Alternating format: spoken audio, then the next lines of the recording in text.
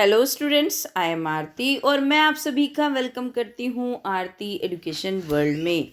प्यारे बच्चों, आज की इस वीडियो में हम आपकी जो कक्षा 6, कक्षा 7, कक्षा 8 यानी कि 6 to 8 से 6 से लेके 8वीं तक के सभी बच्चों की जो कॉमन वर्कशीट आई है, वर्कशीट नंबर 95, उसको पढ़ेंगे, समझेंगे और जो भी उसमें करने को दिया है सब कुछ करेंगे। बच्चों, इसकी डेट है 6 फरवरी 2021। चलिए बच्चों, सबसे पहले आपको ये तो जानते ही हो आप कि विद्यार्थी के नाम में आपको अपना नाम लिखना होता है। कक्षा अध्यापक के नाम में आप लिखेंगे अपने क्लास टीचर का नाम, राइट। चलिए, ऑल राइट, अब आगे चलते हैं बच्चों। अब आपके स्कूल खुलने वाले हैं, आप जानते हो ना। और जब स्कूल खुलते हो तो आपको खुलते हैं तो आप क्या करते हो? सड़कों से जाकर अपने स्कूल पहुंचते हो, फिर स्कूल से घर जाते हुए भी आपको सड़कों पे जाना पड़ता है। और कई बच्चे दूर से आते हैं थोड़ा बहुत, तो उन्हें बस में या कुछ इस चीज़ की समस्याओं का सामना करना पड़ता है, ट्रैफिक जाम वाली। तो आज वही समस्या को दिखाया गया है, ट्रैफिक जाम की समस्या को, यातायात की समस्या को, है ना। तो वो हमें आज इस वर्कशीट में करने वाले हैं, ठीक है। चलिए, क्या दिया गया है आपकी वर्कशीट में?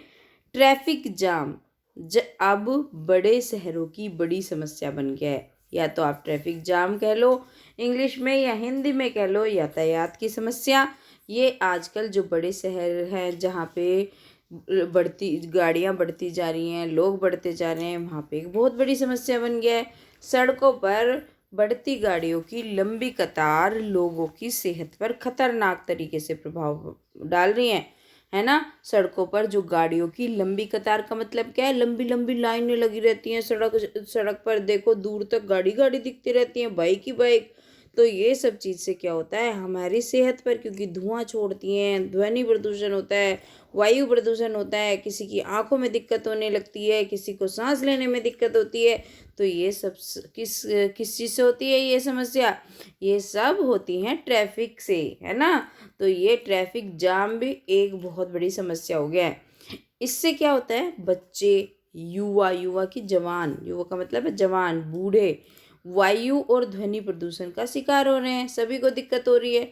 जब हमारा प्रदूषण लेवल बढ़ जाता है तो दिल्ली का, तो हॉस्पिटल में आपको पता है बच्चों, जो मतलब आई के स्पेशलिस्ट डॉक्टर होते हैं जो आंखों का इलाज करते हैं, उनकी जो दुकानों में, उनकी जो नर्सिंग होम्स में बिल्कुल जगह नहीं होती। जाम में लगातार एक ही स्थिति में बैठे रहने से 20 से 40 वर्षों के युवाओं में अलग प्रकार की परेशानियां, कमर दर्द, एड़ियों और पैरों में दर्द, चिड़चिड़ापन, स्ट्रेस बढ़ रहा है।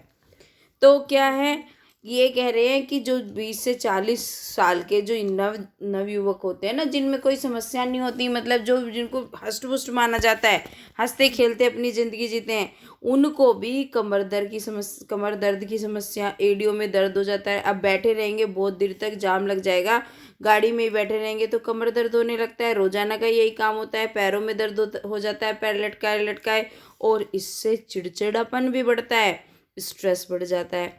शोर और ट्रैफिक के बीच सफ़र करने से लोगों के मानसिक स्वास्थ्य पे भी असर पड़ रहा है। मानसिक स्वास्थ्य पता है आपको? मेंटल हेल्थ, मतलब ज़्यादा सोच नहीं पाते, कंसंट्रेशन नहीं कर पाते, सोचते रहते हैं, तनाव में आ जाते हैं, ये सारी समस्याएं हो रही है। छात्रों को भी स्कूल जाते समय इस दुष्प्रभाव मतलब खराब प्रभाव का सामना करना पड़ता है। अब छात्र भी तो सड़क से ही जाते हैं, छात्रों पे भी होगा, प्रदूषण पड़ेगा तो, है ना। तो ये सब होता है। इसके कारण चिड़चिड़ापन आम हो गया है, जिसे देखो चिड़चिड़ाता रहता है, फालतू में गुस्सा करता है, फालतू में कुछ भी बोलता रहता है। वो किस वजह से? क्योंकि ये हमारे जो शरीरों पे, हमारे मानसिक स्तर पे ये समस्या, ये तनाव आ गया है, जिसका असर हमारे काम पर होता है। अगर हम चिड़चिड़े होते हैं तो ना हमारा काम में मन लगता है, ना हम ठीक से काम करते। जाम के वक्त कई बार स्ट्रेस बढ़ता चला जाता है, जिससे नींद ना आना और डिप्रेशन की समस्या हो जाती है। नींद नहीं आती, और आपको पता है कई लोग तो नींद की गोली खा खा के सोते हैं, डिप्रेशन हो जाता है ना, सोचते रहते हैं। जो बीपी और शुगर की बीमारी को न्योता देता है, और अब अगर ये चलता रहता है तो इससे फिर ब्लड प्रेशर की बीमारी और शुगर की बीमारी हो जाती है बच्चों। चलिए, अब ये देखो, ये पिक्चर आपको देखते ही समझ में आ गया होगा कि ये जो गाड़ियाँ हैं तो देखो लाइन से जा रही हैं आगे पीछे चल के, लेकिन यहाँ पे क्या हो रही है, खचपच। कोई गाड़ी इधर को जा रही है, कोई गाड़ी उसे जा रही है, कोई गाड़ी ऐसे जा रही है, जाम लगा पड़ा है ना। और ये आप अब आपसे पूछ रहे हैं ट्रैफिक जाम के कारण अपनी परेशानियों की सूची बनाइए। जब ट्रैफिक जाम होता है आपको कौन कौन सी समस्याएं आती है ये बताना है आपको। तो चलिए हम बताते हैं कि हमें कौन कौन सी समस्याओं का सामना करना पड़ता है। देखिए मैंने आपके लिए कौन कौन सी समस्याएं लिखी हैं, अब इसमें आपको और भी लिखना है। देखो क्या क्या होता है, ईंधन की बर्बादी होती है ना, ध्वनि प्रदूषण होता है, समय का दुरुपयोग होता है, ये सारी समस्याएं होती हैं इसकी वजह से।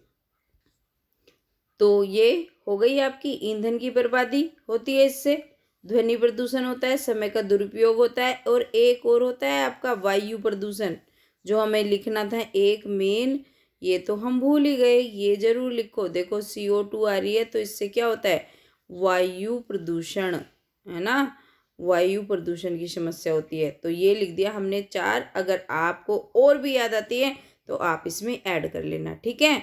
चलिए अब आगे चलते हैं। आगे क्या है, ट्रैफिक जाम और उसके दुष्प्रभाव के कारण के बचने के कुछ तरीके नीचे दिए गए हैं। जब ट्रैफिक जाम लगता है तो उसके बुरे प्रभाव से बचने के कई तरीके इन्होंने दे रखे हैं। तो अब हमें आप भी अपने सुझाव को जोड़िए कि आप क्या क्या कर सकते हैं, है ना। तो अब देखो, कार पुलिंग से शरीर को आराम दिया जा सकता है, नियमित रूप से एक्सरसाइज, स्ट्रेचिंग और रनिंग, है ना। कार पुलिंग पता है आपको क्या होता है, कार पुलिंग यानी कि एक कार में 4-5 लोग सवारी करें, बैठ के चले जाएं एक दूसरे के साथ। मतलब कैसे, चार, जब एक ही जगह पे लोगों को जाना है, एक ही तरफ जाना है, तो 4-5 लोग इकट्ठा कार को लेके चले जाएं। ऐसा नहीं एक कार में दूसरा जा रहा है, दूसरी कार में तीसरा जा रहा है, इस तरीके से, ठीक है। अच्छा, नियमित रूप से अगर हम एक्सरसाइज, स्ट्रेचिंग, रनिंग वगैरह करते हैं तो इससे हमारा स्टेमिना भी बढ़ता है और हमारी बॉडी भी स्वस्थ रहती है। पब्लिक ट्रांसपोर्ट का उपयोग ज़्यादा सही है। भाई देखो बसें तो चल ही रही हैं, है ना, ऑटो भी चल रहे हैं, उनका तो काम है, वो तो चलेंगे चलेंगे।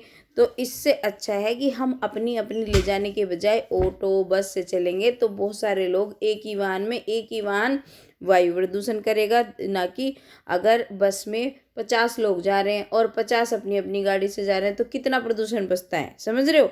तो इससे हमें बस वगैरह से चलना चाहिए। ड्राइविंग के दौरान बीच बीच में बॉडी को स्ट्रेच जरूर करें। ऐसा नहीं बॉडी में बैठे रहेंगे तो कमर में दर्द हो जाएगा, ऐसे मुड़ जाएगी, लेकिन हमें सीधा जरूर होकर बैठना चाहिए। तो बॉडी को हमें स्ट्रेच कर लेना चाहिए। कमर और गर्दन का सही पोस्चर रखने पर परेशानी कम होगी। अगर हम कमर और गर्दन का सही पोस्चर रखेंगे तो हमें दिक्कत नहीं होगी। दिल्ली सरकार ने ट्रैफिक जाम की समस्या पर युद्ध, प्रदूषण के विरुद्ध जो समस्या पर युद्ध चल रहा है, तो रेड लाइट ऑन गाड़ी ऑफ जैसे कई अभियान चला रखे हैं कि रेड लाइट ऑन होगी तो गाड़ी को ऑफ कर लो। आप अपनी तरफ से भी कुछ इसी तरह के अभियान चलाने के लिए सरकार को सुझाव दें। तो हमें यहाँ पे भी सुझाव देने हैं इसके नीचे, और यहाँ पे भी हमें तरीके बताने हैं, है ना। देखो मैं बताती हूँ, इधर हमें तरीके बताने हैं और इधर हमें सुझाव देने हैं किसी और प्रोग्राम का। तो चलिए करते हैं। तो बच्चों ये लिखे हैं मैंने आपके लिए इधर सुझाव कि हम क्या क्या कर सकते हैं। लाल बत्ती पर गाड़ी का इंजन बंद कर दें, हेलमेट पहनकर बाइक या स्कूटर चलाएं, प्रदूषण से बचने के लिए मास्क का उपयोग करें, गाड़ी चलाते समय सीट बेल्ट का उपयोग करें। अब ये तो इधर आएंगे आपके जो बच्चों, ये है ना ये वाला पार्ट, इसके नीचे ये। अब इसके नीचे क्या लिख सकते हो आप कि आप इस तरीके का कोई अभियान, क्या अभियान चला सकते हैं, चलिए बताते हैं। तो स्टूडेंट्स आप इसमें भी लिख सकते हो इसी तरीके के सुझाव। कैसे, जैसे ये लिख सकते हो आप इसमें प्रमोट कारपूलिंग, तो इंग्लिश में लिख दो या हिंदी में लिख दो, आपकी मर्जी है। कारपूलिंग को प्रमोट करके, है ना, इस तरीके का आप यहाँ पे लिख सकते हैं। और क्या कर सकते हैं, और आप क्या कर सकते हैं, और क्या प्रोग्राम चला सकते हैं, ज़्यादा से ज़्यादा चालान काट कर। तो ये अभियान अगर चलाएंगे तो लोग मतलब इन सब चीज़ों को ध्यान रखेंगे जिससे ज़्यादा प्रदूषण ना हो, है ना। या गाड़ी चेकिंग या जो उसका पोल्यूशन चेकिंग का अभियान, तो इस तरीके के अभियान आप यहाँ पे लिख सकते हैं।